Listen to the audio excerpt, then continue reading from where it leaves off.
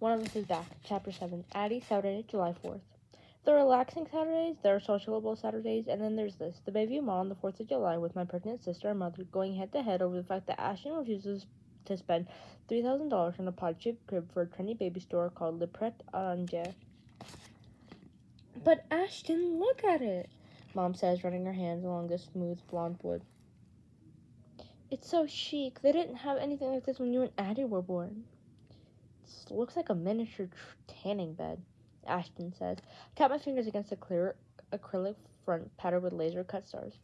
Or a really big salad bowl, I said. My sister snorts out a laugh. The baby blade called Le Pret a Manger, a one-stop shop for baby's trendiest, most style-conscious parents, which is pretty much the opposite of Ashton and Eli. Try telling that to my mother, though. You two have no vision, Mom complains. She's dressed to the nines for the shopping trip in tight white pants, gold sandals, and patterned wrap top. And I have to admit, she looks great. So does Ashton in a pale blue sundress that shows off her tiny bump. I'm dragging down her style quotient in a Cafe Contigo tank top and shorts. My purple streaked hair held back with a flower-shaped clip, which must be crooked, because Mom reached up to fasten it before adding. It even converts into the most darling little toddler bed. Without rails, Ashton notes, eyeing the glossy photo mounted beside the crib. The poor kid would fall right out. Mom waves a manicured hand. I'm sure you can buy those separately. Yeah, for $1,000, Ashton mutters under her breath. At least think about it. I'm going to look at the high chairs. Ashton watches Mom weave her way through the clothing displays that she heads for the back of the store. I don't have the heart to tell her we're getting a hand-me-down crib from Eli's cousin. She sighs. She knows you never dropped $3,000 on a crib. She just wants the experience of being a doting grandmother. She just wants the experience of being a doting grandmother in a store like this. All you have to do to keep her happy is buy one small thing, like... I glanced at the rack beside us before plucking off a tiny pajama set patterned with white and gray elephants. These PJs! Ashton's expression softens as she reaches out a hand. Those are adorable. Then her eyes widen as she lifts the price tag. And $300. I shove the pajamas back onto the rack as she adds, the store is not meant for the children of freelance graphic designers and nonprofit lawyers. Speaking of... Nothing new, Ashton says quickly. She knows exactly where it's going, and I hope she appreciates the fact that I waited more than an hour to ask if Eli had any updates about Jake. I haven't seen him since he was released, mostly because I've memorized where he's allowed to go and made sure I stay far away. The baby mall, for example, is safe territory. At least not when it comes to him. My sister never says Jake's name if she can help it. Her tone is a little strange, though, so I ask, but there's something? Ashton glances behind us, where Mom is absorbed in browsing high chairs that look like tiny expensive ladders. Yes, maybe. Nothing to do with you, she adds hastily, reading whatever expression must have crossed my face. Panic, probably. But Eli's worried, because... Do you remember that billboard that popped up a week ago on Clarendon Street, the one about the new game? Yeah, of course, I say. My mother is positive that it's some kind of guerrilla marketing tactic for Cooper's Summer Baseball League. She refuses to be swayed by my counter-argument that baseball is not a new game and has more than one rule. Why is Eli worried?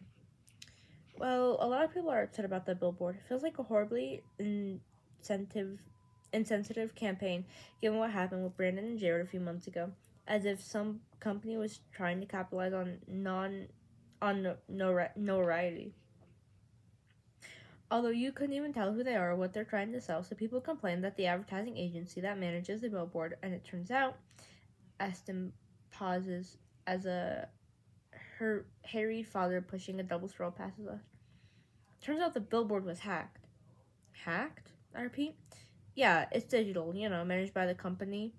And somehow someone got into their system and changed the ad. The agency switched it back and they're investigating, but they don't have any answers yet. Maybe it's just a prank, but... Ashton reaches out a hand to stroke the soft sleeve of the elephant pajamas. Eli's worried that it might have been someone from the revenge form, picking up where Jared left off. Oh my god. My stomach plummets. Jared was part of the subreddit called Vengeance is Mine, inspired by Simon and populated by a lot of angry people with grudges. After Emma discovered that Brandon has caused her father's death, she found her way there and started conversating with Jared. And the rest, unfortunately, is baby history, including the part where my brother-in-law was stalked by a terrorist. And by extension, so is my sister. I can't help it. My eyes tread Ashton's stomach. She instinctively covers it with one hand. Eli hasn't received any threats, she says quickly. There's no indication that anyone is targeting him directly, but he's worried that there's enough task force that until proven. Looking into it. Looking into it how? I ask. Vengeance's mind got taken down. Yeah, we know how these things are. They have 9 lives, Ashton says. As soon as you get one taken down, it pops up somewhere else in a different form. She's right, of course, but I was hoping we'd go at least a year without having to deal with Simon's legacy again. We should get Maeve on the case, I say.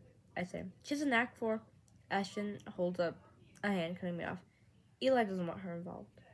Oh, come on, I say, tugging on my earring anxiously. He needs to stop thinking like that. If it weren't for Maeve and Knox, we could all be dead. I said that part a little too loud, and a couple of well-dressed women browsing in the onesies rack glance over to shh, Ashton murmurs, strolling towards a quieter corner with me at her heels. I know, she says, stopping in front of a blanket display, but they're just kids, still in high school. If there really is something going on with Sam and Jerry Copycat, it's not safe for them to get involved. It's not safe for you, I protest. Ash, you need to go stay with Dad in Chicago. I expected her protest, but she gives me a wry smile. That's what Eli said.